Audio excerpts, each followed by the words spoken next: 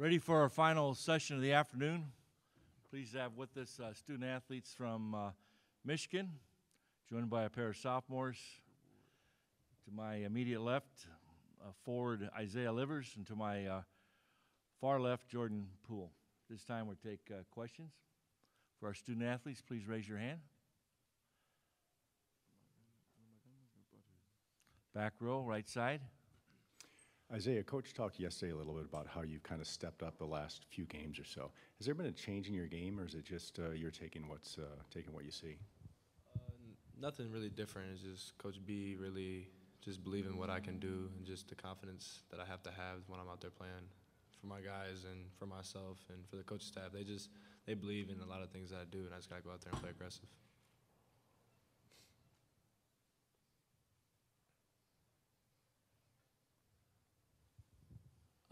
Defensively, Florida has mentioned that they are really wanting to try and throw a lot of different looks at everyone here this week.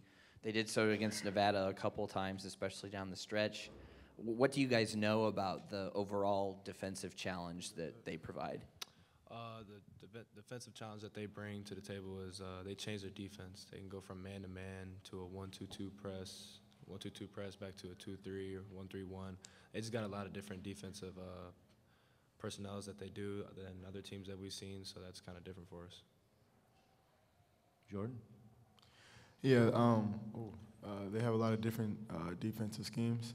Being able to go against a defensive team like that, we need to really be locked in on our offensive flows and our offensive sets. Being able to have X at the top in the point guard position, being able to call those out and identifying them early, it should really help us. Going to go to the back on the right side. This is for both players. I know he came back last week, but what does it do for the whole team with Charles being so involved in the offense again like he was last night? Start with Jordan first, please. Being able to have Charles back it brings a different dynamic to the team. Having a leader and a guy who's been able to provide so much on the offensive and defensive end. Being able to just have them on the court, it just gives us a different type of feel and a different aggressiveness. And being able to go out there and have performances how we did yesterday, it just shows what we're capable of. Yeah, it's harder for teams to scout, really, when you have an extra weapon on the floor like Charles brings to the table. And it's just also what Jordan was talking about, his leadership, and just another voice out there talking is really helpful for young guys like Iggy or us too, because it's just have another leader who's been through it already. Other questions for our student athletes?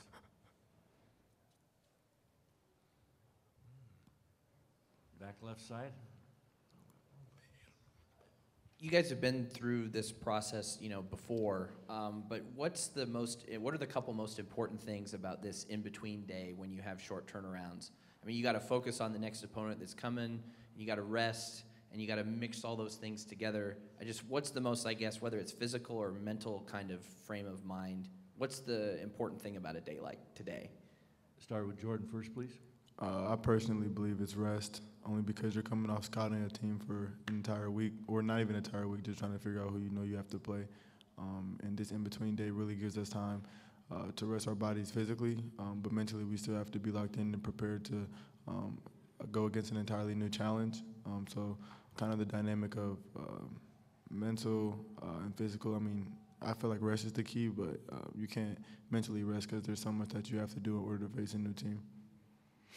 Yeah, I agree with Jordan. A lot of mental preparation between that one day. You change from one team to another who does something totally different than the other team before did. So it's just you got to shift your mind and also body because you just played the day before. So that's also key. Back row right side, please. It's for both players. The Florida coach and players talked about how your size is going to present a problem. With them bringing a smaller lineup with a small ball approach, is that going to present some problems for you guys? Start with Jordan again. I feel like our preparation for Montana really helped us. I think they had a 6'5" 5-man yesterday, and John did a really good job on him. But being able to switch it up and have Isaiah play the 5-man and play the 4-man, and guys who are able to play different positions, I feel like it's a strength of ours. So even if they do go small ball lineup, we're still able to switch up our personnel and have different dynamics in order to guard them. I have a lot of confidence in John Teskey staying at the 5 and when they go small ball because that guy can guard 1 through 5 without a problem. I don't see that how that would present a problem for him because he did it yesterday. So I think he'll be just fine.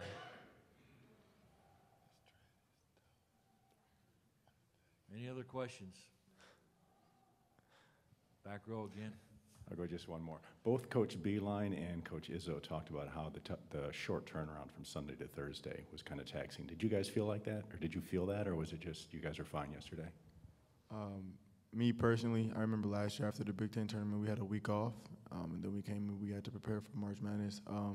But I personally think being able to have the quick turnaround helps us, especially because we have momentum coming in from the Big Ten tournament.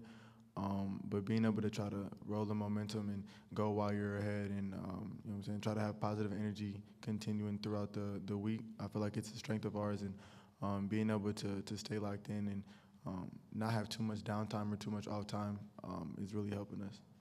Yeah, I also agree. I like the short turnaround. Just like you said, stay locked in. You don't got to shake any rust off, waiting the whole week just to play another game again like last year when we played Montana. But yeah, I just agree with Jordan. Still have plenty of time if you'd like to interview him. Ask any more questions? Okay, fellas, you get off the hook. Thank you very much. Michigan locker room's open until 4:35. We have Coach Beeline up here at 4:15.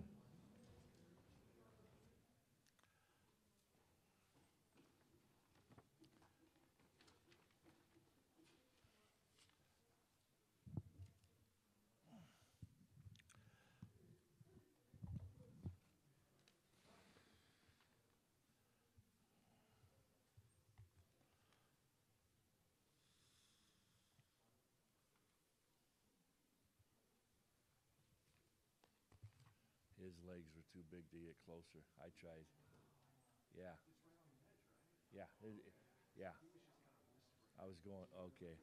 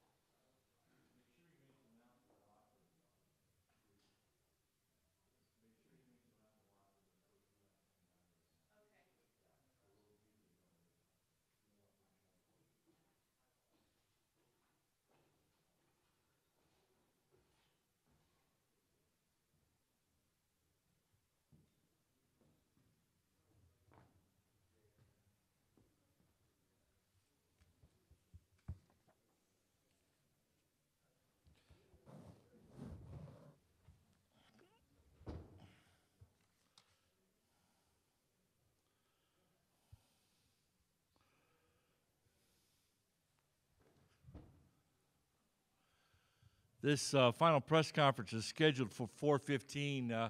We'll probably start a couple minutes earlier. Coach Beeline is on his way. Just to alert the media in the back.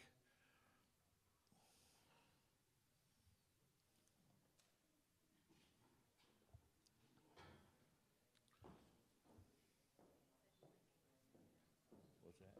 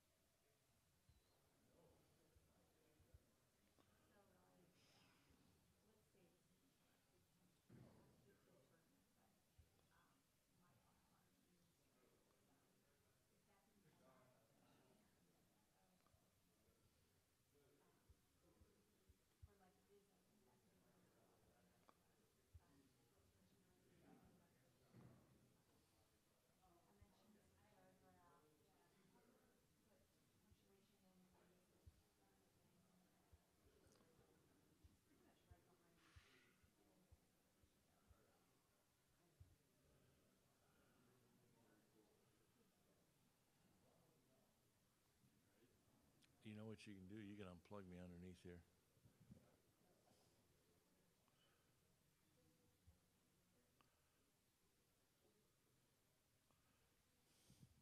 And just pick it up.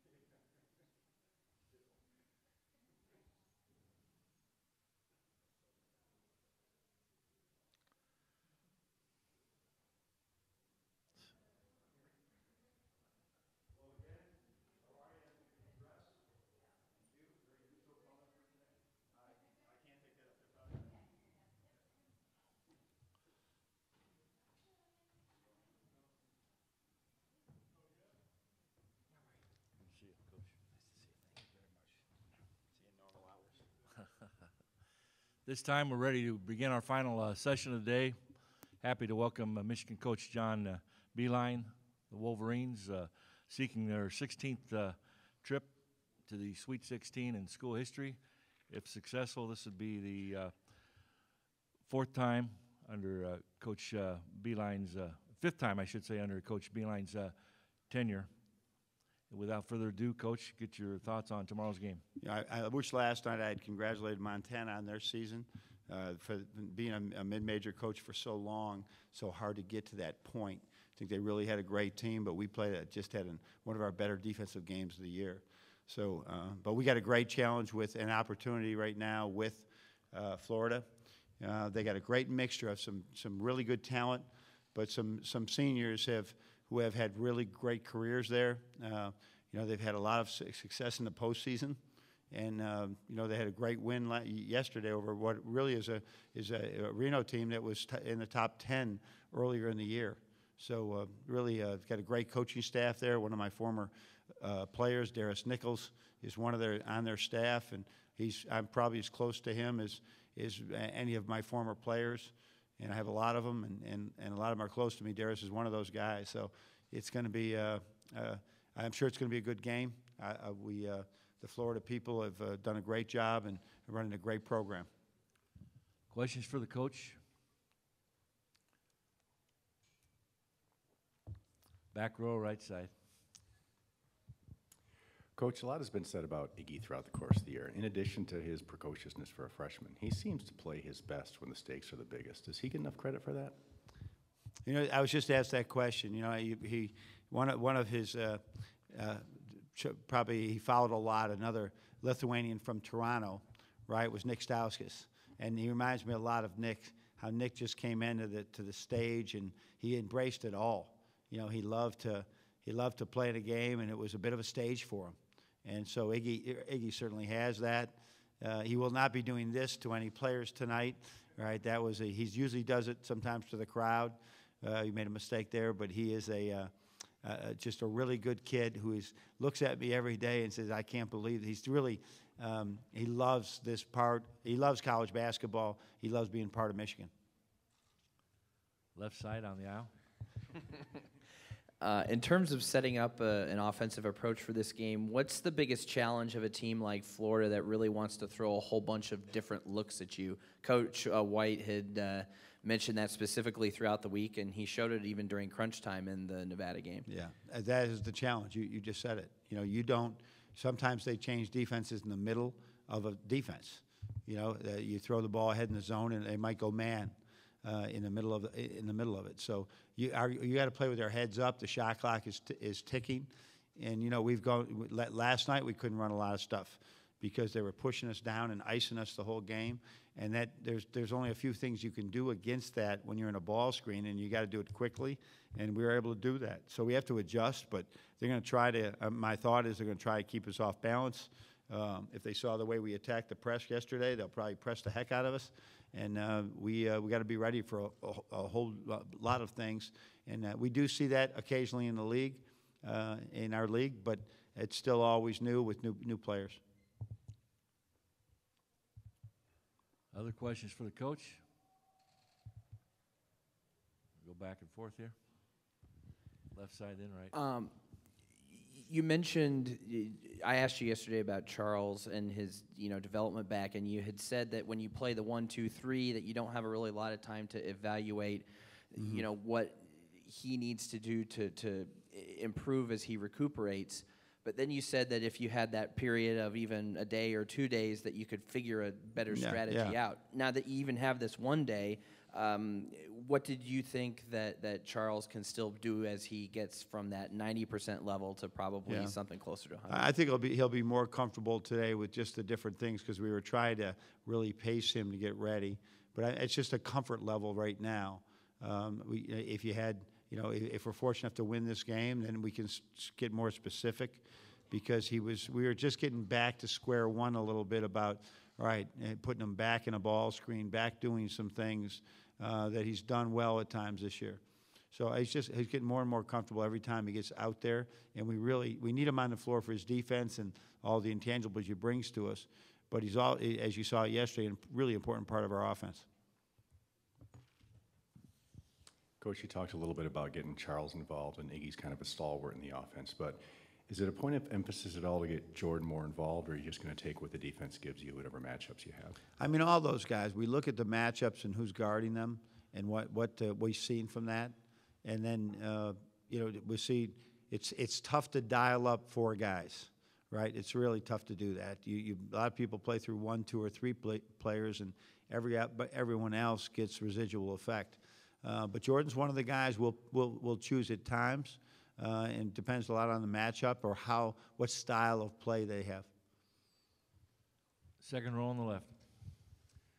John, you and Izzo have had similar success in recent years. You're both going for win 30 this season, tomorrow, and in a conference that hasn't lost a game in this tournament yet. Can you talk about different coaching styles and different ways to get to the same end, and any reaction you had to what happened yesterday with Michigan State and Tom? No, I think that Tom's record speaks for itself, how really good they've been. And we talk about this the whole time. In our great state of Michigan, I mean, we have 2 elite programs right within the state. That there's, if you look at especially the last decade, the number of Final Fours, the number of conference championships that we both have had in combination. Duke and North Carolina are the only ones even close, right? And the rivalry that we have. So we're both very different. I don't know enough about what he does in practice or whatever. I said I've never been an assistant of his or gone to a practice, obviously. So I don't know how our styles contrast. I do know our style, and it works, and his certainly does too. Any other questions? If not, we'll let you go, Coach. Okay, Thank you very thanks, much. everyone. Best of luck tomorrow.